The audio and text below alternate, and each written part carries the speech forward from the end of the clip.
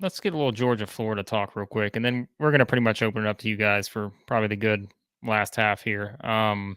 Blayne, I think maybe the more interesting question about Georgia is kind of the rest of their schedule, perhaps. I mean, it's a tough schedule, right? I think we talked about that recently in terms of kind of this part of their schedule. I think this is probably I don't want to say the word easy, but if you're just talking about from a point spread standpoint, I think this will be the highest point spread left that they will have because it's Tennessee, Mississippi State, Kentucky, probably. So, yeah, it's kind of an interesting thought on Georgia because that's what we all talking about, right?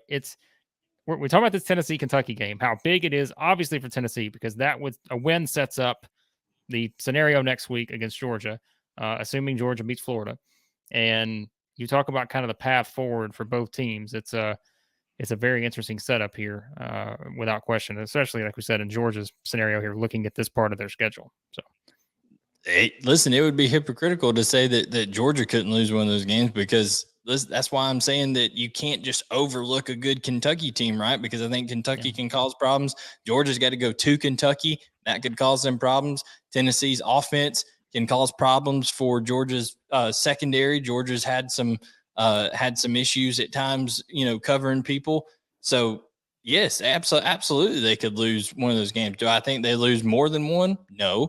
Do I think they could lose one? You could have just a classic of a game against Tennessee, leave everything out on the field and then have to go on the road to do they play Kentucky or Mississippi State after? Whichever one, whoever you got to go to the next week, then it could, especially if it's Mississippi State, then it's a whole different type of deal, that you have to go in and take, and the cowbells and all that kind of stuff. So however it lays out, Georgia could definitely lose a game going forward. That's why I'm just cautioning Tennessee people thinking that Tennessee's invincible right now, especially with teams like Kentucky coming in, going to Georgia, going on the road to a South Carolina team that's getting momentum and things like that. So I think all these teams in the SEC East and even in the SEC West, Alabama has proven they're not infallible this year. It's going to be a terrific finish to the SEC schedule here, Chris.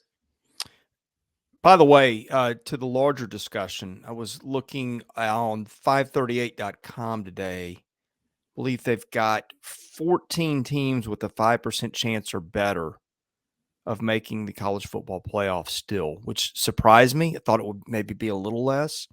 And I think 538's got another, I don't know, maybe 15 teams with a 1 to 4% chance. So TCU Horned Frogs going to be in there undefeated.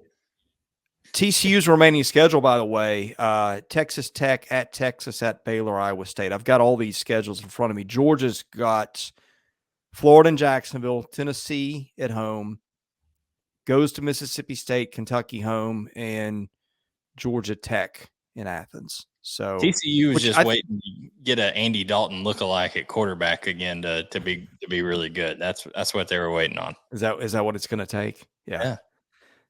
Yeah, but I mean, you could argue Georgia's got one of the tougher schedules of all the contenders from here on out. Oh, I agree. Absolutely.